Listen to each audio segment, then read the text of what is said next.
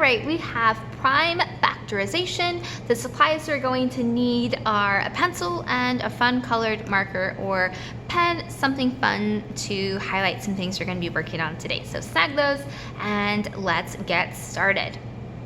All right, prime factorization tells us we're going to be working with two very important things: prime numbers and factors. So a few important things for us to note. We are going to be using the Factor Ninja.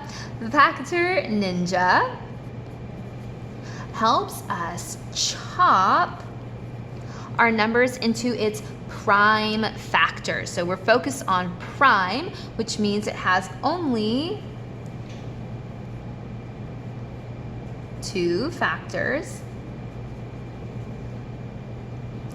And factors, reminder, the numbers we multiply to get another number. All right, so we're focused on two things: prime factors, or prime numbers, so only has two factors, and factors, numbers that we multiply to get another. That sounded like a lot of the same stuff, like we talked in circles, but it's gonna make sense. It's actually just a matter of multiplication facts. So our first step is to simply pick two factors. So our problem is 24. We're gonna find the prime factorization of 24. We're gonna chop 24 into only prime factors, numbers that we can multiply to get 24 that are prime numbers. So we're gonna pick two factors to get 24.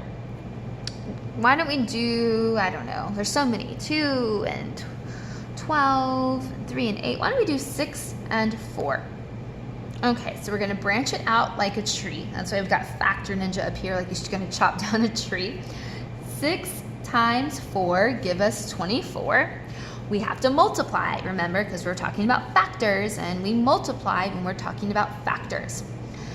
And step 2 is to keep chopping up each factor until your number is prime. So let's see what that looks like. Well, is 6 a prime number? 6 is not a prime number because we can multiply 2 times 3 to get 6. So it has more than two factors. So we're gonna chop it up. I'm gonna multiply 2 times 3 to get 6, and then we pause. Is 2 a prime number? It is a prime number, so I'm gonna stop. I don't need to chop that up anymore because it's prime. Is 3 a prime number? Can I multiply anything besides 1 and 3 to get 3? And we can't, so 3 is also a prime number. I'm gonna circle those to show that I am finished with them. I can't chop them up anymore. I don't want to chop them up anymore because they are prime factors of 24. All right, so now let's look at our other branch that hasn't been chopped up yet. 4. What can I multiply to get 4? Well, I could try 1 times 4, but let's look at why maybe that's not the best choice. Is 1 a prime number? It's not a prime number, and it's not composite.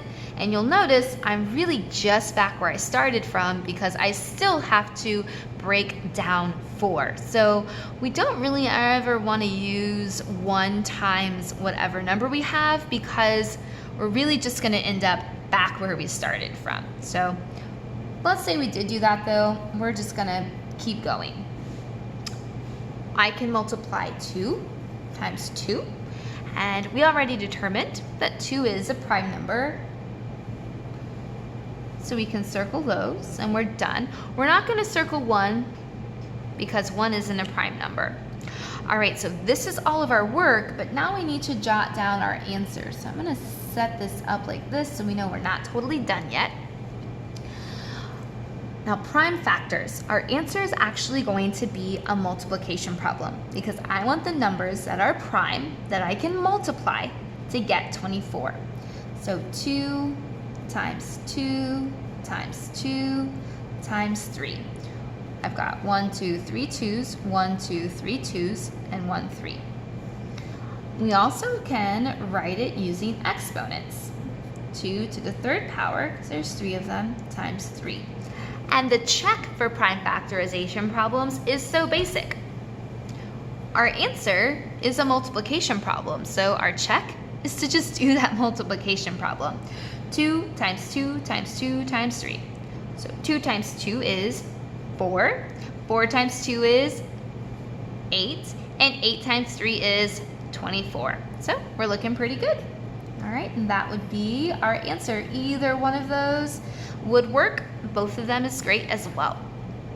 Then we have 3 example problems along the bottom that we are going to do in class, but it's pretty interesting because 30, there's so many different factors of 30. We could do 5 times 6. We could do 3 times 10. We could do 2 times 15.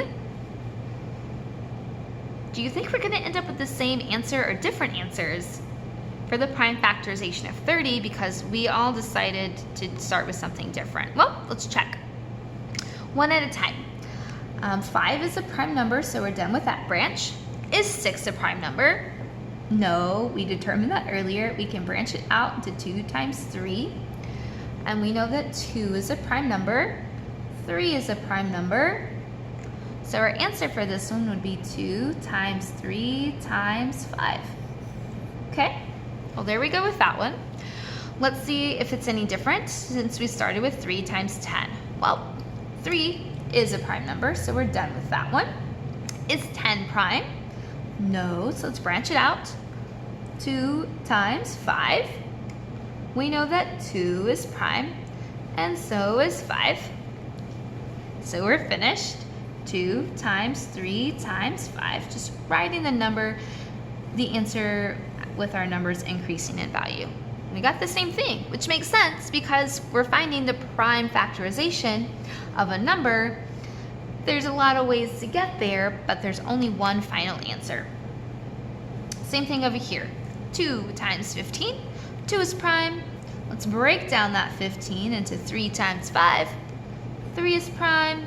So is 5.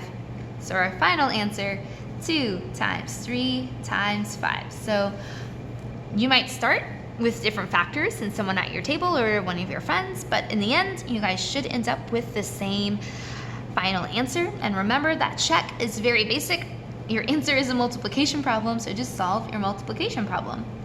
2 times 3 is 6, and 6 times 5 is 30, so we know that we are set and good to go. All right, there we go, prime factorization. We're all about prime numbers and the numbers that we can multiply to get this number. All right, great job.